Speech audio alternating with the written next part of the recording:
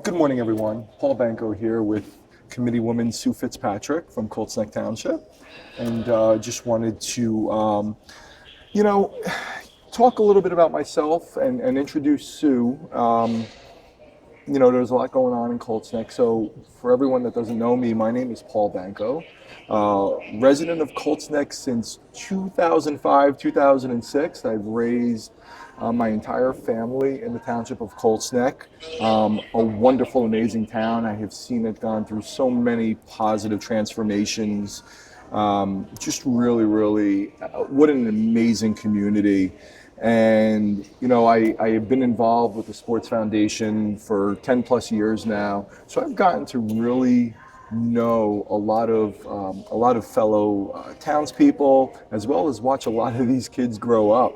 And I'm sitting here with Committee Woman Sue Fitzpatrick, who, Sue has been part of the Township Committee since 2019.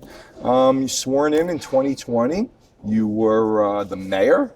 You've quite a background, and not to mention, you have been here, let's just call it what it is, you're 1 year shy of 4 decades. Yes. Right? Yes. I mean, Yes. you have been in this town almost 2.5 times longer than I've been. And why don't you, Sue, just tell us a little bit about yourself. Well, it's funny because I came here in 1986. I had 2 small children. I was pregnant with our third.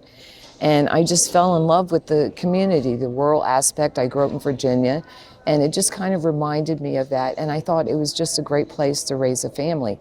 And I have not been disappointed in that decision, nor do my children or my grandchildren that love to come down here also. Yeah, I would agree with that. So Sue, there's a lot going on in town. I mean, there's a lot. Anywhere and everywhere you look, driving down 537, town budget's coming out. I mean, you're up for re-election this year.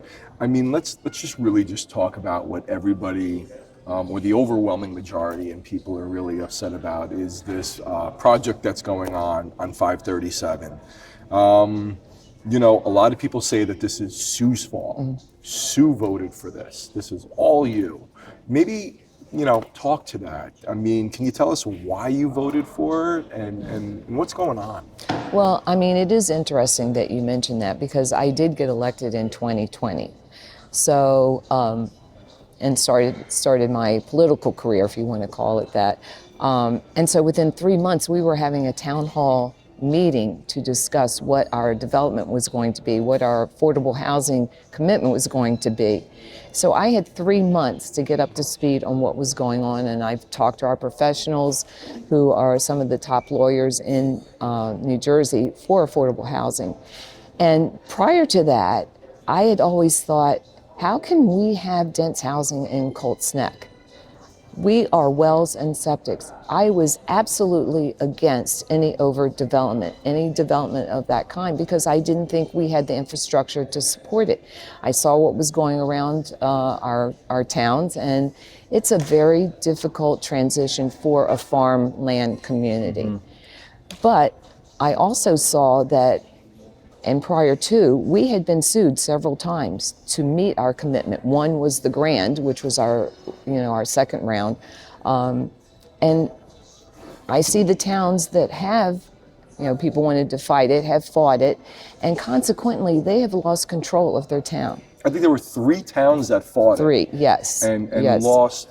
When you say control, is that zoning rights? Like, what exactly? It is zoning and it is planning, because when you fight the system, because it is a mandate, it is a legal system, you are go before a judge, they uphold that law. That judge can then determine that you are not meeting your obligation, and they will take control of your planning and zoning, and they will tell you where they're going to put the affordable housing and how much they're going to do. So a lot of towns, when they did sue, their obligation became sometimes 2 and 3 times larger than what they wanted. And we certainly did not want that to be happening in Colts Neck, because we do have a large capacity of land, but we need to control it. We put it where we feel it is best to be built. And that's what we did with this current project. It is on the outskirts of town. It's not stuck in the middle like they've done in Rumson and some other communities. It's near Route 18, it's near access highways, and so it seems like the best point. And also there's a dedicated stoplight there for left and right turns that has come to pass, not because that's what they wanted, but because that's what we insisted upon. So, it's been called the project, as you mentioned. It's Several names. Yes. Project, Monstrosity. I mean, really a lot of derogatory names. Yes. I mean, listen, I may be a resident there sometime. I don't know, but we have close to what, 600-700 people that are going to be moving. These are human beings. I mean, these are Residents. decent Residents. people, town residents, Yes. voters. Yes. Like, what are they going to, like, for me, when I moved into Colts Neck, the town was always welcoming, inviting, right? I would drive down the street, people would just wave to me, not even knowing me. I mean, what are these future residents going to think of, these people that are calling this project just a disastrous monstrosity, projects, what have you? I mean, you as a committee woman and former mayor, I mean, you have a fiduciary responsibility,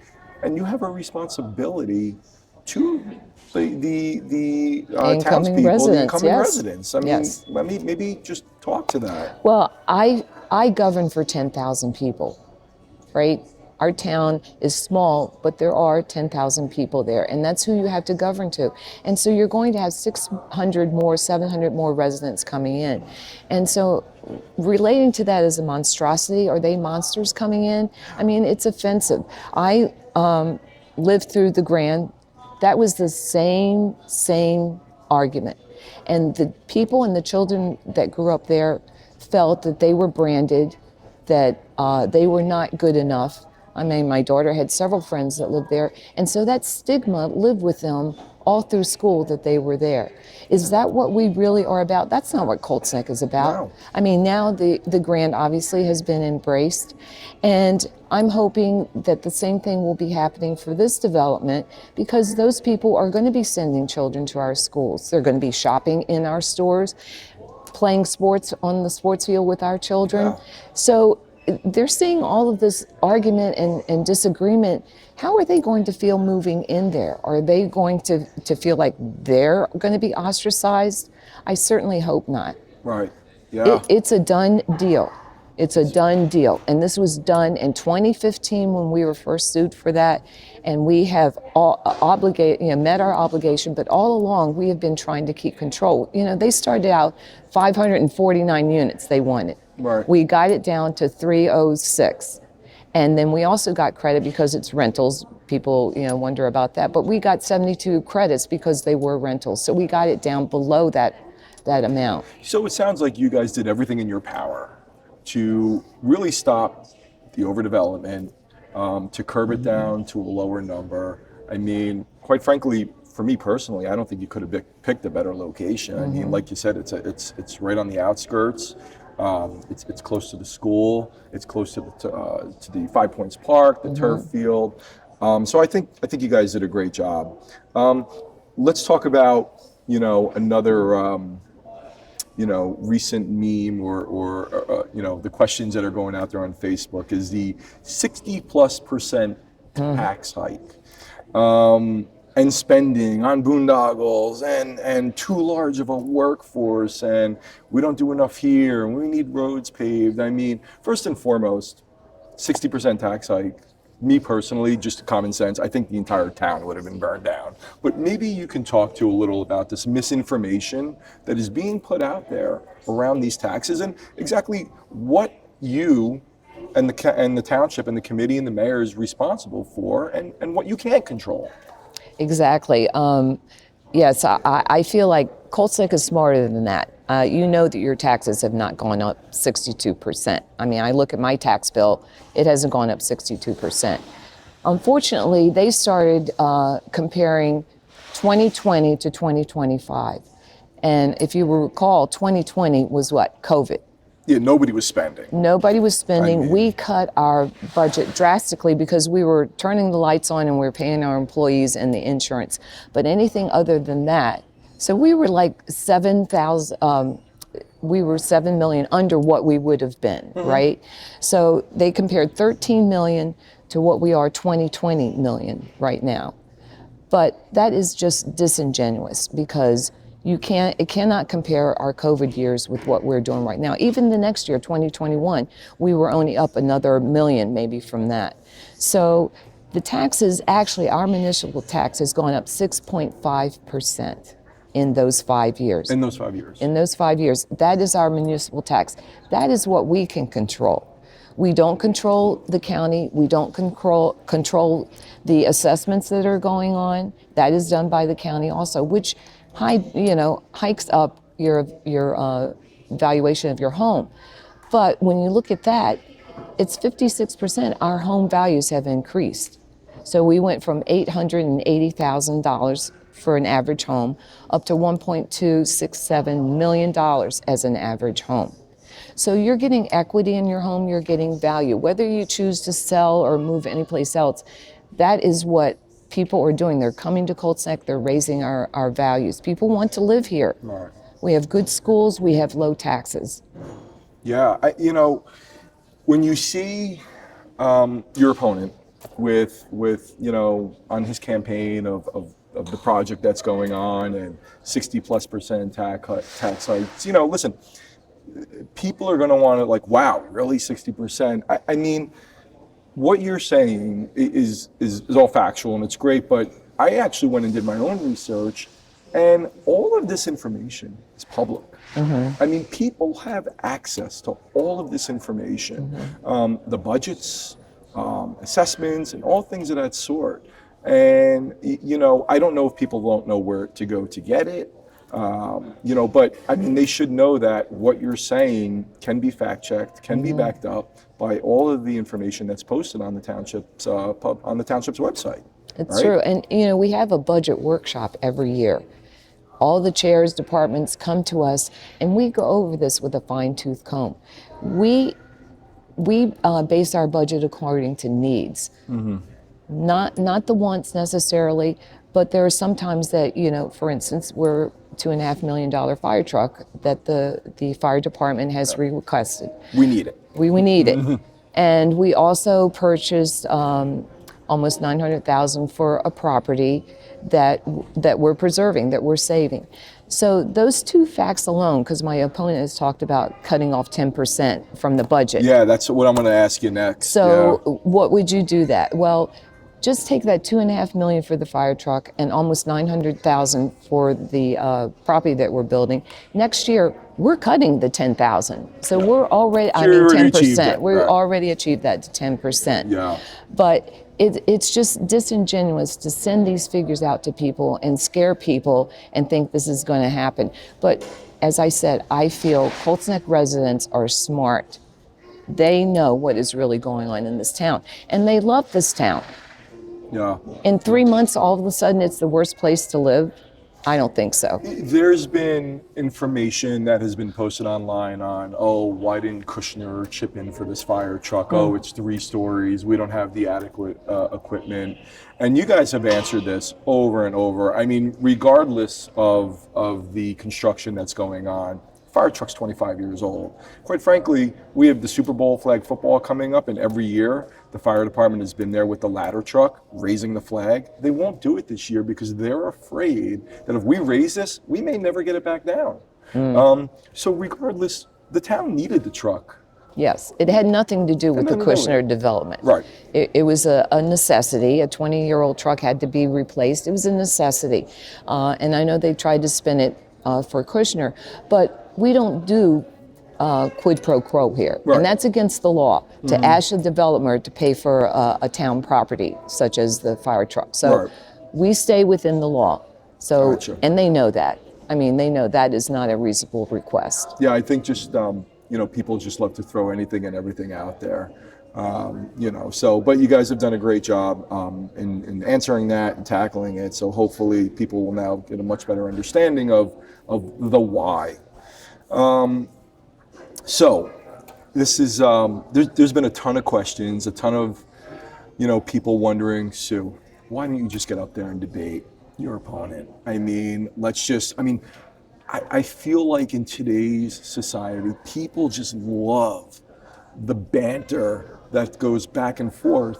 But I gotta be honest with you, I've been messaged on the side and people are embarrassed about what's going on, this type of childish back and forth. And I'll be honest with you, I'm out there on there, and for me, I'm trying to really promote facts, stay away from name calling. But it is embarrassing as a town. But people do love debate, so maybe why don't you talk to your feeling on it and the why not to debate your opponent. Well, I will say this has certainly been an interesting campaign, not one that I thought was going to be coming down as the incumbent. I thought I would be supported, and so I have not. And how they got to that point, I don't think it really matters, because at this point, I think the true colors are coming out about what kind of campaign they're running. And I just want to remind people also that someone came on my property, walked up my driveway, and dropped off a letter that threatened me that if I did not drop out of this race, they were going to ruin me. They not only dropped it on my driveway, but they also put it in my mailbox, which is a federal offense. So when that happened, rather than back down and crawl under a rock and run away, because that's not the type of person I am, I went to the police department. I went to the Monmouth County prosecutor, I went to the Attorney General and filed complaints about that. Unfortunately, this was in the dark of night. My neighbors did not have Ring cameras. There was no way to find out who this person was, unfortunately. Right. But I am a fighter, and I fought to get in the position I am, and I am entitled to run again. I am entitled to defend and support my next term. And as far as a debate, why would I debate a person that has a campaign that threatens other people? I'm not the only one. There are other people that have been threatened that they were going to ruin their life. So why would I want to debate that campaign? I do not feel that this has been fair and balanced. I mean, they say Sue's a nice person. That's lovely. But you know what? That is really such a condescending statement to make. That almost discredits everything that I have done in the 5 years, in the 39 years that I have been here. I build community. That's what I do. They are tearing down the community that I have worked so hard to build. They may poo-poo the fireworks and the polo, but those are two of the greatest events that we have, other than, obviously, our Memorial Day parade. But why do I do that? Because we have a huge community and we have people coming in and coming out. And so I want people to get to know each other and feel like they are part of a community. So those two events, we involve a lot of other committees, the Women's Club, the Fire Department, the Police Department. I work with all of these groups to make this happen. And last year, we had like 5,000 people coming to the fireworks. We didn't even know where they were going to put them. And that is a wonderful problem to have. I will say I was personally sad to see when the fireworks went, but it is a great community event, the tree lighting, the concerts that we have. I mean, these are what every community strives to be. Yes. I mean, these are absolutely great. So yeah, I mean, maybe some people with some dogs near the fireworks. I don't know. I don't know why you would poo-poo that. But yeah, and we're going to talk a little bit more about some of your other accomplishments. But, thanks for answering that on the debate. So I have quite a list here. So you've been here and you've kind of answered this, but I want to get a little bit more into it. You've been here for, again, you're one shy year of 4 decades. That's a long 6 time. months, almost. Oh, 6 months. So I don't know how many people have been that long in this town. I mean, you were, I don't even think what school wasn't even built when you, was it The high school was not built when I moved here. The high school was not built when you moved. It was supposed to be, but it was not. Okay. So you've seen a lot of transformation. Yes. You mentioned you were threatened. I mean, I could never imagine that would happen in this town. I mean, it's horrible. It's absolutely horrible. And I'm glad you're continuing to fight. You're taking the necessary steps.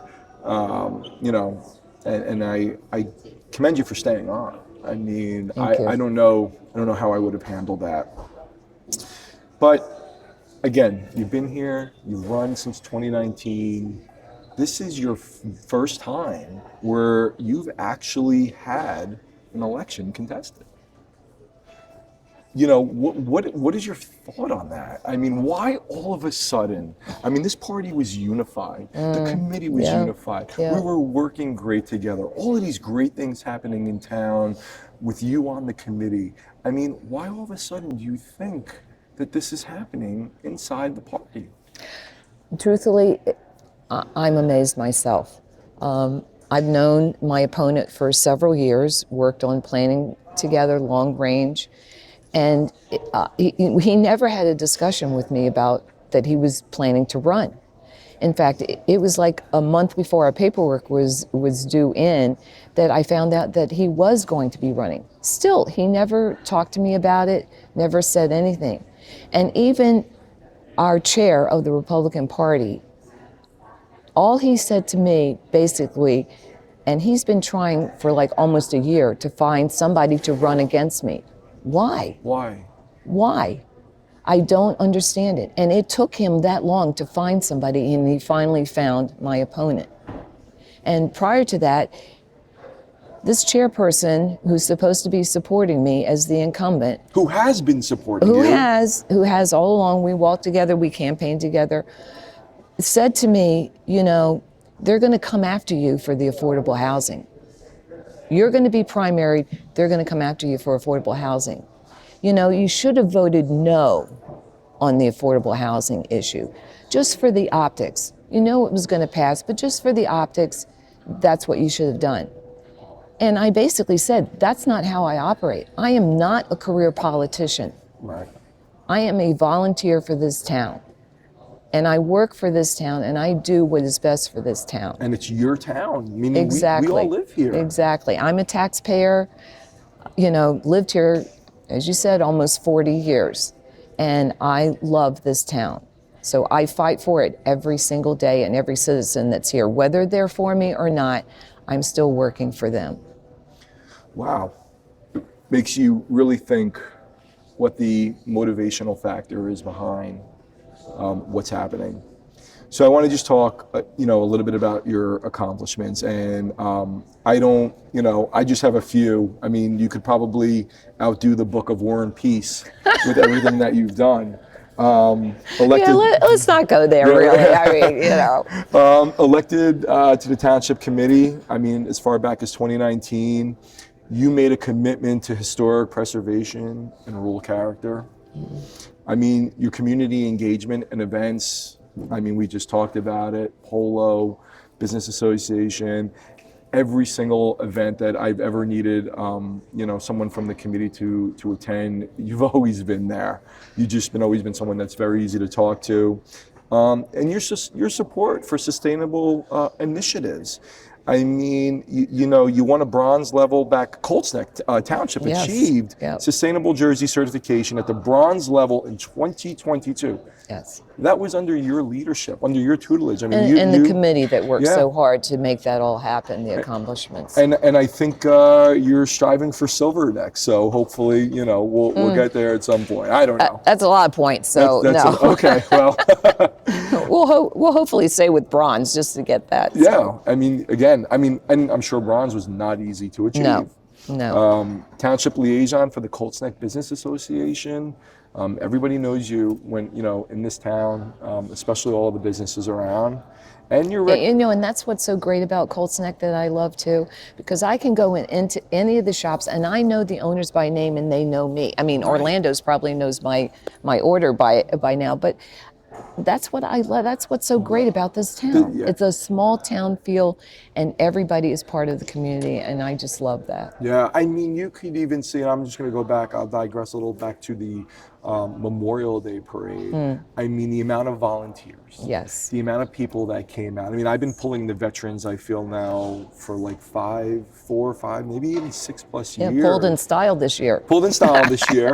You know, and I actually feel honored to do that. But every time, Thank whether you. it was Tom Hennessy or Colby, hey, can you do it again? 100%, absolutely. And if I'm Yes. not in town, I'll be back in town to pull it. But you could see all of the volunteer work that comes to put that together. And thank you for our veterans. I want to finish up with one personal question. Okay. So, given your numerous achievements, your unwavering dedication, your countless hours of volunteering, and your deep love for this community, how does it feel internally when your character is being unfairly criticized in this manner? It is a hard question to answer, truthfully. But I don't think it's the entire community of Colts Neck. I mean, it's just a few people that are saying this, and you just have to realize that it's not everybody. But I will say, my daughter mentioned recently how she is so upset by the comments that are made because she knows how much time and how much love and effort I give to the town. So my family is affected by this also. You know, this I'm running, okay, but my family is also running, and the people that know me. And I think their smear campaign is working just the opposite, because people do know me and they know how much I do for the town. I don't like to go around and pat myself on the back. That is not the person that I am. I just do this because I love doing it. And there's a need, and that's what I've done my whole life. I see a need and I try to fulfill it. When I was first out of college, I got a teaching job, and the school did not have a basketball team, and they did not have a cheerleader team. They did in the past. And I'm like, you know, I'm going to start a basketball team in the cheerleading squad. And I did that. And, you know, it was just so much fun. And the families appreciated it, the kids appreciated it. And I kind of did that in every school that I went through after. But that's just kind of how I got started. You And that's who know? you are. I mean, Yes. that's your character. Yeah. So that's, you know, it just goes to show where, you know, how you do things, your love for the community. It's very rewarding. So, And you know, I'm also a business owner in town. I think oh, yes. people don't even realize that. You are. So I'm more than just a community volunteer, but I are. also have a business that I've had for a number of years, and I use that business to also give back to the community, the fire department, different community committees, and I will donate my services to them, whether it's the creative or the printing, but that's how I like to give back also. It's great. For anybody that wants to come out and ask you questions, you've always been inviting. Absolutely. Easy to walk up to, have a conversation with. And Dunkin' Donuts. Dunkin' Donuts, you know. So for the township, I mean, you've heard it right here. Come on out, support Sue, and thank you very much. I just want to say I am Sue Fitzpatrick. I'm running for Township Committee re-election. I'm asking for your vote. June 3rd through the 8th is our early voting at the library. June 10th is the last day to vote at your normal polling site. Vote for the career, not the career politician, but for the volunteer Republican. Thank you. Sue, thanks for coming in today. Thank you, Paul. Thank you. Thank you.